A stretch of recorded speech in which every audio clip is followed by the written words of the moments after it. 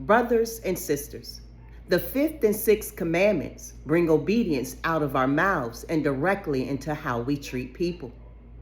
The fifth commandment says, respect your father and your mother, so that your days are prolonged upon the soil which Yahuwah your Elohim is giving you. Exodus 20:12. Notice this is the first commandment in this section that deals directly with our relationship towards others. Yahuwah begins with father and mother.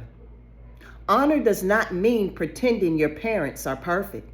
It does not mean calling wrong right.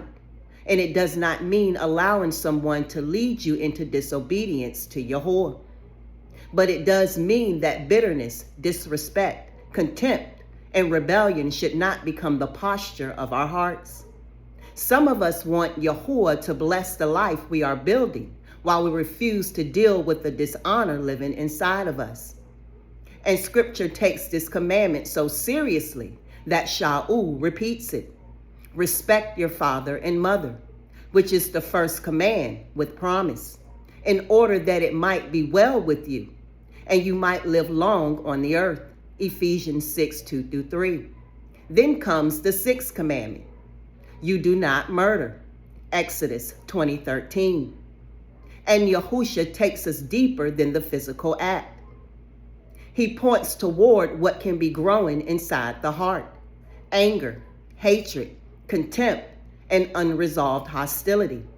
See Matthew 5:21-22.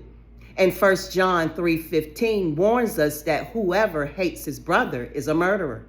Brothers and sisters, that should make us examine ourselves, because you may have never physically murdered anyone, but what are you allowing to live in your heart? Who are you still secretly wishing would fail? Who have you already condemned in your mind? Whose name changes your entire spirit when somebody mentions them? Who are you destroying with your tongue while telling yourself, at least I didn't put my hands on them? Yahuwah's commandments expose things the world teaches us to excuse. The world says, they disrespected you, so disrespect them back. The word says, restraint. The world says, cut them down because they hurt you. The word tells us not to repay evil for evil. The world teaches revenge. Yahuwah says vengeance belongs to him. And this is where walking the narrow path becomes uncomfortable, because obedience is not merely about what you refuse to do with your hands. It is also about what you refuse to nurture in your heart. Honor your father and your mother. Do not murder. And do not overlook the heart conditions that can eventually produce destruction. We cannot wear obedience like a garment when people are watching and then remove it when somebody wounds us. This walk requires examination. How do I speak about my parents? How do I respond when I'm offended? What am I holding in my heart? Am I seeking reconciliation where possible or feeding resentment? Do my relationships reflect the commandments I say I believe? Brothers and sisters, the commandments are not merely words written on stone. Yahuwah said he would put his Torah within his people and write it upon their hearts.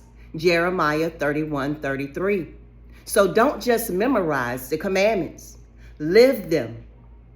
Honor when your flesh wants to dishonor.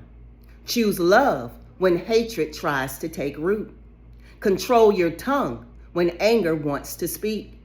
And when you've been wounded, don't allow another person's actions to turn your heart into something Yahuwah never called you to become. The narrow path isn't proven by what we say we believe. It's revealed by how we live when obedience costs us something. Hold on, endure, walk in obedience.